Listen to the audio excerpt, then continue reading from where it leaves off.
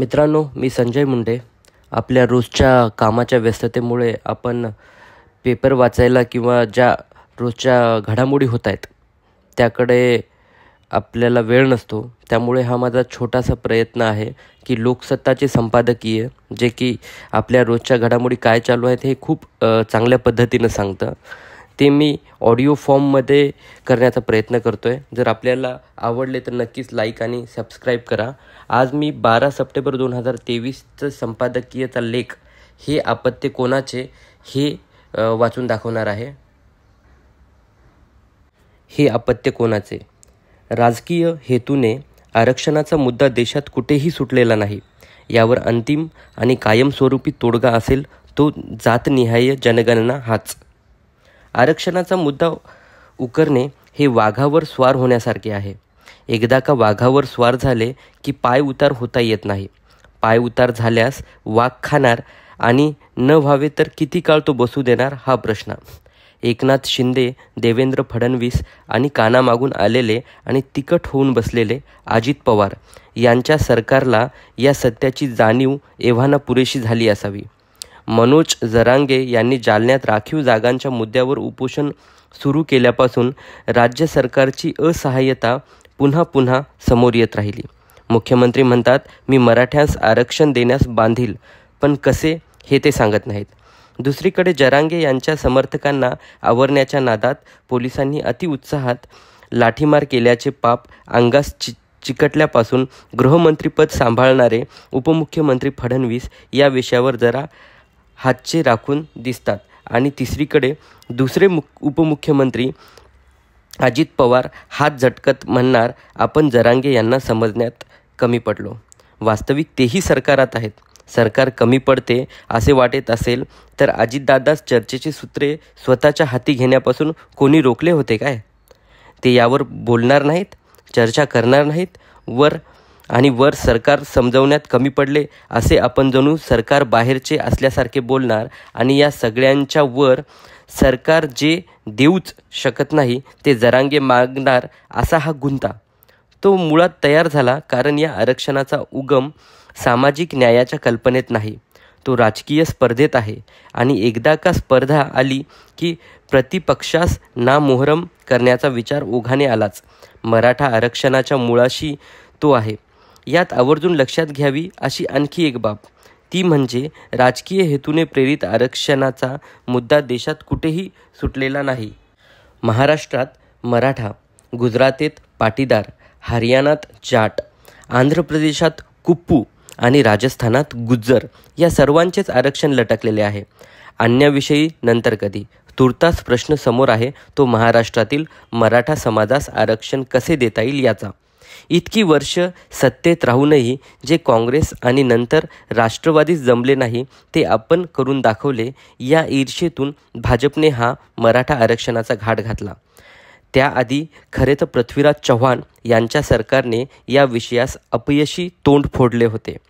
काँग्रेस राष्ट्रवादीचा आधारस्तंभ असलेले सर्वात मोठा मराठा घटक आरक्षणाचा मागून आपल्याकडे येईल हा तत्कालीन मुख्यमंत्री देवेंद्र फडणवीस यांच्या सरकारचा विचार. राजकारणात बेरजेस फार महत्त्व. त्या बेरजेच्या राजकारणास अनुसरून फडणवीस यांनी मराठा तितुका मिळवावा असा विचार केला असल्यास गैर नाही. पण हा प्रयत्न घोषणेच्या पलीकडे गेला नाही, कारण त्याची अंमलबजावणी खरे तर या आरक्षणाशिवाय एकनाथ शिंदे, अजितदादा, पवार आदी मराठा नेतृत्व भाजपकडे आकृष्ट झालेलेच आहे. अर्थात त्या सामाजिक न्याय विचारापेक्षा सरकारी न्याय पद्धती म्हणजे ईडी, CBI इत्यादी कारणीभूत आहे हे खरे. पण ही मंडळी आल्यामुळे मराठा आरक्षणाचा तिढा सहज सोडवता येईल असाही समज भाजप नेत्यांचा असावा. तो या मनोज जरांगे यांनी पार धुळीस मिळवला. त्यांचे जालन्यातील उपोषण अण्णा हजारे प्रभृतींच्या रामलीला दिवसांची आठवण करून देते.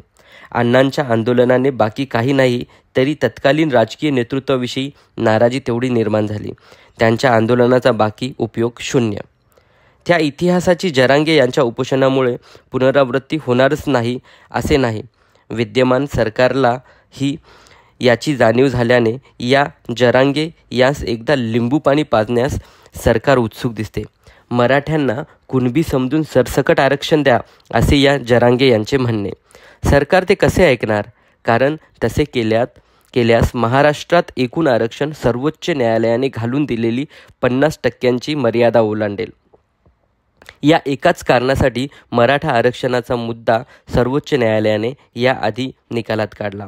वास्तविक मराठा समाज अपवादात्मक परिस्थितीत असल्याचा आणि म्हणून त्यास आरक्षणाची गरज असल्याचा युक्तिवाद राज्य सरकारने करून पाहिला. सर्वोच्च न्यायालय बदले नाही. नंतर राज्य सरकारचा प्रयत्न होता आणि आहे तो मराठ्यास एका मोठ्या सैलसर ओबीसी नावाने वळकटीत गुंडाळणे. त्यासाठी त्यांना कुणबी असे ठरवावे लागेल. पण हे कुणबी पण राज्यातील सर्वच मराठ्यांस सरसकट डकवणे अशक्य. त्यामुळे त्या अंगाने हा तोडगा निरुपयोगी ठरतो. आणि त्याचवेळी ओबीसी या वळकटीत त्यांचा समावेश आहे त्या अन्य मागासास हे पटणारे नाही. कारण त्यांच्या आरक्षित जागात राजकीयदृष्ट्या तगडा मराठाही वाटा मागणार, तेव्हा त्यास हे मान्य होणे अशक्य आणि एका अर्थी रास्त देखील. राज्य सरकार या दिशेने पावले टाकत असल्याचे दिसताच गेल्या काही दिवसात ओबीसी राज्यभरात आंदोलन करताना दिसतात ते याचमुळे. तेव्हा राहिला एकच पर्याय, आरक्षणाची मर्यादा वाढवणे. पण हा पर्याय राज्य सरकारला आणि जरांगे यांस वाटतो तितका सोपा नाही. त्यासाठी पुन्हा एकदा सर्वोच्च न्यायालयाचे दरवाजे ठोठवावे लागतील आणि न्यायपीठास मान्य होईल अशा तऱ्हेने मराठ्यांस आरक्षणाची किती निकड आहे हे दाखवून द्यावे लागेल. राज्य सरकारला या परिस्थितीची पूर्ण कल्पना आहे. म्हणूनच सर्वोच्च न्यायालयात जाणे टाळण्यासाठी सरकारने निजामकालीन नोंदींच्या आधारे मराठा समाजास कुणबी ठरवून मराठवाड्यातील मराठ्यांपुरता तरी प्रश्न सोडवण्याचा प्रयत्न केला. पण तो अगदीच लघुदृष्टीचा म्हणावा लागेल. या जरांगे यांचे उपोषण मराठवाड्यात आहे म्हणून तेवढ्यापुरते प्रश्न मिटवता आल्यास बरे असा विचार सरकारने केला असणार. तो हास्यास्पदच. कारण मराठवाड्यातील मराठ्यांस विशेष काही मिळते हे दिसल्यावर अन्य प्रांतातले मराठे आनंदोत्सव साजरा करतील असे सरकारला वाटते काय? आणि दुसरे असे की निजामकालीन नोंदी यासाठी ग्राह्य धरण्याच्या तर अन्य निजामेतर प्रांतातील मराठ्यांचे काय? उदाहरणार्थ कोल्हापूर प्रांतात शाहू महाराजांच्या काळातही अशा काही नोंदी असतील, त्यांचे काय? त्याकडे कसे दुर्लक्ष करणार? हा पृथ्वीराज चव्हाण यांचा प्रश्न अत्यंत योग्य ठरतो. त्यांचे उत्तर सरकारकडे नाही. कुणबी हा तोडगा मराठवाडा, विदर्भ आणि कोकणासाठी चालू शकेल. पश्चिम महाराष्ट्राचे काय? सरकारात असलेले अजितदादा पवार हा तोडगा गोड मानून घेतील काय? परत या तोडग्याचे ओबीसींच्या राखीव जागांवर अतिक्रमण होणार. त्यांनी का म्हणून हे सहन करावे? तेव्हा प्रश्न वाटतो तो तितका सोपा नाही. सरकार विरोधकांस म्हणते या प्रश्नावर राजकारण नको. पण ते कसे शक्य आहे? कारण सत्ताधाऱ्यांनी तरी यापेक्षा दुसरे काय केले? या प्रश्नाचा जन्मच राजकारणाच्या गर्भाशयात झालेला असल्याने त्यावर राजकारण होणे दुर्दैवाने अपरिहार्यच. यावर अंतिम आणि कायमस्वरूपी तोडगा असेल तो जातनिहाय जनगणना हाच.